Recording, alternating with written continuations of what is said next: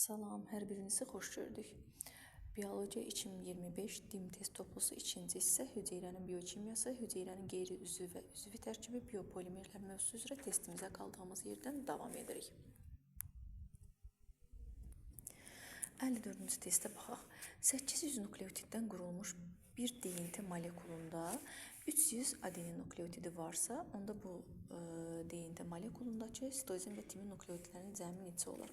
Deməli, ümumilikdə 800 nukleotidimiz var molekulda və bu nukleotidin 300-ü adenindir. Əgər 300-ü adenindirsə, onda deməli bunun 300-ü də timindir. Bunları cəmləyirik, olur 600. Bax, 800 ümumi nukleotiddən bu 600-ü çıxıram. Geriyə qaldı 200. Bu 200 nə oldu? Bu 200 oldu həm guanin, həm də sitozin. Çünki adeninlə timini bilirdik. Guaninlə sitozinin sayı oldu. İndi bunların da ayrı-ayrılıqda tapmaq üçün 200 guanin sitozində axı bunu bölürəm 2-yə. Bu da bərabər edir 100. Deməli, nəyi tapdım? 100 dənə oldu guanin, 100 dənə də oldu sitozin. Bura yazıram 100 guanin, 100 sitozin. Məndən nə istəyir? Deyir, sitozin və timin nukleotidlərin cəmi. Sitozinim oldu 100, timin nukleotidim isə oldu 300. 300 ilə də 100-ü cəmləsək, olar, deməli bu 400. Burada düzgün cavabımız olacaq D variantı. 55-ə baxaq. Bir ATF və bir ADF molekulunda cəmi neçə makroergik rabitə var? Bir dənə ATF yazaq. ATF. Adenin azot əsasından, ribozadan və 3 dənə fosfat turşusundan ibarətdir ki, bu fosfat turşuların arasında makroergik rabitə olur. Bir dənə də ADF yazaq. ADF necə idi? Adenin azot əsası, riboza və 2 dənə də fosfat turşusundan ibarətdir. İndi mənə deyir ki, burada olan makroergik rabitələrin sayını deyin. Baxın, ATF-də 2 dənə makroergik rabitə var. ADF-də isə 1 dənədir. Demək, ikisində bir yerdə 3 dənə makroergik rabitə olacaq. C variantı düzgündür. 56-ya baxaq. 200 qram yağın oksidləşməsindən əmələ gələn suyun miqdarını müəyyən edin. 200 qram yağın oksidləşməsindən biz bilirik ki, 1 qram yağ oksidləşəndə 1,1 qram su ayrılır. İndi 200 qram yağ oksidləşəndə nə qədər su ayrılır? X qədər ayrılır. X buradan bərabər olar 220 qram deməli suya. 56-da düzgün cavabımız oldu Y variantı. 57-yə baxaq. 250 qram zülalın parçalanması zamanı ayrılan deməli enerji miqdarını müəyyən edin. 1 qram zülal parçalananda nə qədər enerji ayrılırdı? 17,6 kilojoule. Bizə nə deyirdi? 250 qram zülal parçalananda nə qədər enerji ayrılır? X qədər ayrılır. Buradan da X bərabər olar. Demək, 250 qramı 17,6-ya vuranda bunun da cavabı eləyir 4400 kilojoule enerji. Y variantı. DNT molekulunun hər hansı bir zəncirinin müəyyən sahəsində nukleotidlərin ardıcıllığı belə yerləşərsə, digər zəncirdə nukleotidlərin yerləşmə ardıcıllığı necə olar? Demək, əgər bunun digər zəncirini istəyirsə, biz bilirik ki, DNT-də ümumiyyətlə urasil nukleotidinə rast gəlinmir. Ona görə də urasil olan variantların hamısını əvvəlcədən çıxdaş edirik. A variantı, B variantı və D variantı getdi. Bir dənə geriyə qaldı C və Y variantı. İndi biz də bunun qarşılığını gəlin yazaq. Demək, mənə nə veribdi? A, T, G, C, C, T və T, G veribdi. Bunların qarşılığı adeninin qarşısında timin, timinin qarşısında adenin, guaninin qarşısında sitozin. Tas. Baxıram ki, C də, Y də hər ikisi tasla başlayır. Geri qalanı yazaq. Guanin, guanin, adenin, bu da olsun adenin, sitozin. Baxaq ki, buna uyğun gələn hansı olacaq? Deməli, bax, guanin, guanin, sitozin yazıb. Xeyr, onun qarşılığı guanin, guanin, adenin olmalıydı. Ona görə də 58-də demək, uyğun gələn cavabımız olur Y variantı. 59-a baxaq. Göstərilən sıralardan hansı düzgündür? Deməli, deyir ki, yalnız DNT-də rast gəlsin. Bilirsiniz ki, yalnız DNT-də olan timindir. Yalnız RNT-də olan urasildir. Hər ikisində olan isə orta fosfat turşusudur. Ona görə də burada düzgün gələnimiz olacaq cavab olaraq A variantı. 60-da nə deyir? Deyir, DNT molekulunun 2 zəncirindəki hansı azotlu əsasların arasında 3 rabitə yaranır və bu rabitələr necə adlanır? Dedik ki, baxın, deməli, Guaninlə sitazinin arasında 3 qat hidrogen rabitəsi yaranır və 3 rabitə var idi. Bu rabitəyə də deyirdik nə? Hidrogen rabitəsi. Bu da demək uyğun gələn A variantı olacaq. 61. İnterfaza zamanı hüceyrədə sintez olunduğu yeri heç vaxt tərk etmir. Sintez olunduğu yeri heç vaxt tərk etməyən DNT-dir və hər şey üçün hüceyrədə qəlib rolunu oynayır. 62. İnterfaza zamanı hüceyrədə sintez olunduqları strukturu tərk edir deyirsə artıq mən DNT olan cavabları çıxıram. Çünki dedik ki, DNT heç bir yeri tərk eləmir. Ona görə də deməli DNT olan cavabları çıxsaq, DNT, burada da DNT var, qaldı geriyə bir dənə A variantı. 63-ə baxaq. DNT molekulunda sayca miqdarı 880 olan guanilin nukleotidi 22% təşkil edir. Guanilin nukleotidi. Bu məlumata əsasən DNT zəncirində olan adenin, sitazin və timin nukleotidlərinin miqdarını tapaq. Deməli, guaninin miqdarı 22% imiş, həm də ki 880 imiş. Onda guanin 22-dirsə, sitazin də 22-dir. İkisinin bir yerdə cəmi neçə faiz elədi? 44% elədi. Ümumilikdə də bilirik ki, 100% olmalıdır. 100-dən çıxıram 44-ün. Qaldı bizə 56%. 56% qaldı nəyə? Adenin və timinə. Ona görə də bunu bölürəm 2-yə, tapıram ki, hərəsinə neçə faiz düşüb. Baxıram ki, 28% düşdü. Demək, burada tez yazıram. Adenin, timin. Hər ikisi neçə faiz oldu? 28% oldu. Adenin 28% oldu. Timin. Sayca deyir, indi tap tutalım. Sayca tapsaq nə edirik? Bu 880 var idi guanin. Guanin 880-dirsə, deməli, sitazin də 880-dir. 880-lə, demək, dedik ki, 880-lə 880-i toplayırıq. Niyə? Çünki guanin də 880-dir, sitazin də 880-dir. Bu ikisi bir yerdə nə qədər eləyər? 1760 eləyər. 1760. İndi biz gəlin bunların sayca da tapaq. Bayaq 100-dən çıxdım 44-ün, qaldı 54. Yazıram 1760 guanin və sitazin, yəni cəm olaraq 44%-dirsə, onda neçəsi görəsən 56% olar. Bu da bərabər eləyər, deməli, 2240. 2240-a. Nəyə? 2240 nəyi tapdım mən burada? Tapdım burada adeninlə timini. İkisinin bir yerdə miqdarı olduğuna görə bunu bölürəm 2-yə. Baxıram görüm hərəsindən nə qədərdir? Bu da olur hərəsindən 1120. Yəni həm faizi, həm də sayca tapmış olduq. Deməli 28% idi. Qabaqdan da yazaq 1120. Bu da oldu 1120. Bunlar 880-dir. Bu da 1120-dir. Baxaq görək 63-də düzgün gələn cavabımız hansı olacaq? Demək 22, onlar da 28 olmalıdır. Düzgün gələn cavabımız olur C variantı. Sonra 64-də baxaq. DNT molekulunda deyir ki, 2000 deməli guanin və 1000 adenin varsa, həmin molekulda neçə nukleotid, neçə hidrogen rabitəsi var? Baxın, 2000 guanindirsə, 2000 də mütləq şəkildə olmalıdır sitazin. 1000 adenindirsə, 1000-də olmalıdır timin. Bunların hamısını bir yerdə cəmləyim, görüm nə qədər nukleotidim var. Deməli, 2000, 4000, 5000, 6000. Tapdım ki, 6000 nukleotidim var. Amma məndən hidrogen rabitəsini də istəyibdir. Hidrogen rabitəsinin düsturu var idi. Hidrogen rabitəsi bərabər idi nəyə? 2 vur adenin, üstə gələk 3 vur guaninə. 2 vur 1000, üstə gələk 3 vur 2000. Bu da bərabər olar nəyə? 2000 bu, 6000 də bu. Bu da eləyər 8000. Deməli, hidrogen rabitələrimin sayı oldu 8000, nukleotidlərimin sayı isə oldu 6000. Deməli, 64-də uyğun gələn cavabımız oldu C variantı. 65-ə baxaq. DNT molekulunda 24000 H3PO4, yəni fosfat turşusunun qalığı var. 24000 dezoksiriboza var, 8000 də timin var. Bu molekulda neçə sitazin var? Baxın, yadınızda qalsın ki, hər bir nukleotidin demişik ki, fosfat turşusu və karbohidratı var. Yəni dezoksiribozası şəkər var ümumiyyətlə.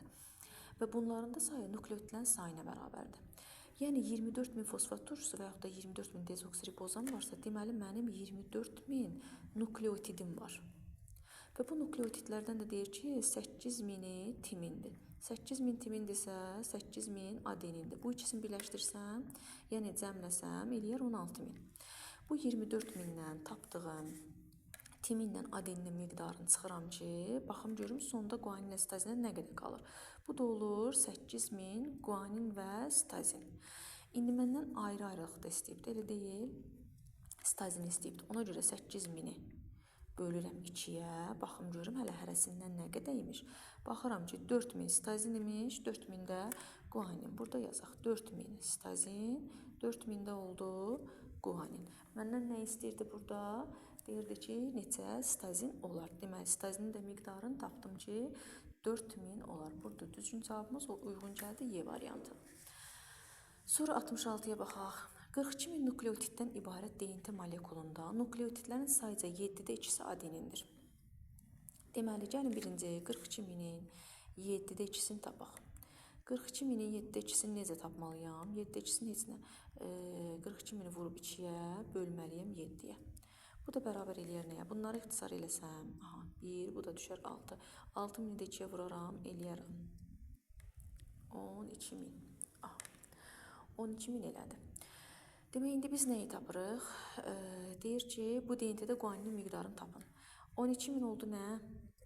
Adenin demişdi da, mənə 7-də 2-sini tapdım ki, 12000-dir. 12000 də onda olar timin. Bu ikisini cəmlədim, elədi nə qədər? 24000. Deməli, adenindən timinin payına düşdü. Ona görə də mən verilən bu 42000 ümumi saydan 42000-dən çıxıram 24000-ini. Buradan da qalır, demək nə qədər? 18000. 18000 nə oldu? Guaninlə sitazin oldu. Demək, sonra nə edirəm? Bu 18000-də sayca olaraq tapmaq üçün mənə deyir ki, guaninin miqdarını tap. Tapmaq üçün ki, guanin nə qədərdir? Bu 18000-i bölürəm 2-yə. Niyə 2-yə bölürəm? Çünki guaninlə sitazin 2 dənədirlər. Bu da eləyir 9000. Demək, məndən nə istəyirdi burada? Deyirdi ki, guaninin miqdarı nə qədər olar? Mən də tapdım ki, guaninin miqdarı oldu. Deməli, 9000. 66-da düzgün cavabımız oldu B variantı. 67-yə baxaq. 1000 nukleotiddən təşkil olmuş DNT molekulunun sintezi zamanı neçə molekul su ayrılar? Biz demişik ki, DNT molekuldadırsa, ensaq 2 qədər su ayrılır. Bizə də deyir ki, 1000 nukleotiddir. 1000-dən 2-sini çıxaram. Bu da eləyər neçə? 998 eləyər. Burada da düzgün cavabımız oldu C variantı. 68 hidrofil maddələri müəyyən edin. Hidrofil nə idi? Yəni, suda həll olan maddələri tapmalıyıq. Deməli, glikoza həll olandı. Sonra baxaq ki, başqa hansılar həll ola bilər. Deməli, həll olmayanlara baxaq. Lipid, xolesterindir, yağdır, nişastadır.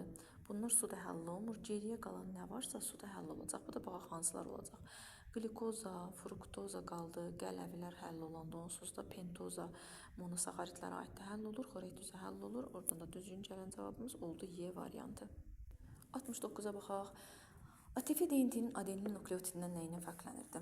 Baxın, burada bir dənə bir ATF-ni çəkəcəm. Bu olsun ATF, adenin, riboza, 3 dənə də fosfat turşusu. Bir də DNT-ni çəkirəm. DNT-nin adenin nukleotidi. Necə idi? Adenin, dezoksiriboza və fosfat turşusu. Bununla bunun fərqi nə idi? Baxın, həm fosfat turşusuna görə fərqləndi sayca, həm də pentozasına, şəkərinə görə fərqləndi. İndi baxaq ki, uyğun gələn cavabımız hansı oldu? Deməli, dedik ki, həm fosfat turşularının sayına görə, qalğının sayına, həm də karbohidratın quruluşuna görə. Demək, 69-da baxın, uyğun gələn cavabımız oldu B variantı. ATF RNT-dən nəyinə görə fərqlənir? Bir dənə də burada RNT yazaq. RNT necə idi? Adenin, riboza, bir dənə fosfat turşusu. Fosfat turşusuna görə fərqləndi. Elə deyil, baxın, ikisində də şəkər eynidir. Ona görə də burada deyirik ki, sadəcə olaraq orta fosfat turşusu qalıqlarının sayına görə 70-də də düzgün cavabımız olacaq Y variantı. 71-ə baxaq. İşləyən əzələ hüceyrəsində hansının miqdarı tədricən azalar? Təbii ki, enerji sərf olunursa, onda ATF-nin miqdarı azalmalıdır. Sonra DNT molekulunun hər hansı bir zəncirinin müəyyən hissəsində nukleotidlər ATG, STT, TS ardıcılığı ilə yerləşərsə, digər zəncirdə nukleotidlərin yerləşmə ardıcılığı necə olar? Deməli, digər zəncirdə nukleotidlərin yerləşmə ardıcılığına nəyinə diqqət edəcəm? Timinlə urasil heç vaxt yan-yana düşməməlidir. Və DNT-nin digər zəncirindən danışırımsa, ümumiyyətlə urasil olmalıdır. Urasil olmayan cavabları seçək. Bax, hamısında urasil var, bir dənə B variantında urasil yoxdur. 73-ə baxaq. Deyir, N sayda triplet olan mRNT-də neçə nukleotid olar? N sayda triplet olan N elentində neçə nukleotid olar? Deməli, bir tripletim 3 nukleotiddir. Bu da deyir ki, N sayda tripletdir. N tripletim neçə nukleotid olar? X bərabər olar 3 vur N-ə.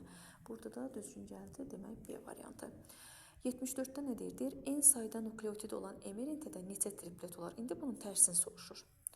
Demək, dedik ki, 3 nukleotid bir tripletdirsə, onda bəs N nukleotid neçə triplet olar? X olar. Buradan da X bərabər olar N bölünsün 3.